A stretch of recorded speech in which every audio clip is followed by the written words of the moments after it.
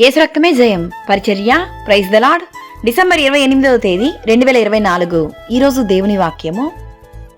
బోయాజు బెత్లెహేము నుండి వచ్చి యెహోవా మీకు తోడయుండును గాకని చేనుకోయి వారితో చెప్పగా వారు యెహోవా నిన్ను ఆశీర్వదించును గాకనిరే. రూతు గ్రంథము 2వ అధ్యాయం 4వ వాక్యము.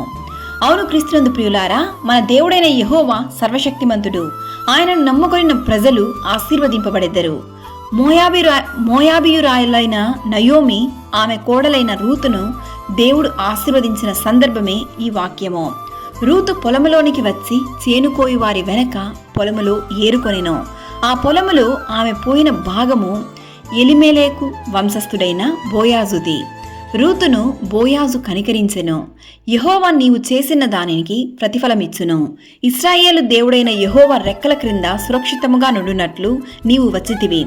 ఆయన నీకు సంపూర్ణమైన బహుమానమునిచ్చునని ఆమెకు ఉత్తరమిచ్చెను. ఈరోజు ఈ వాక్యం వింటున్న ప్రియ సహోదరి సహోదరులారా, దేవుని సన్నిధిలో నీవు మోకరిస్తున్న ప్రార్థనను దేవుడు ఆలకించును. ఒకవేళ నీవు మనుషుల ఎదుట నిందింపబడి అవమానింపబడి ఉన్నట్లయితే దిగులు చెందకు. రూతును ఆశీర్వదించిన ఆ దేవాది దేవుడు సంపూర్ణమైన బహుమానంతో నిన్ను ఆశీర్వదించును. నీవు కోల్పోయిన ప్రతి దానిని దేవుడు రెండింతలుగా నీకు దయచేయును. సకల ఘనత మహిమ ప్రభావములు యేసయ్యకు మాత్రమే కలుగును గాక.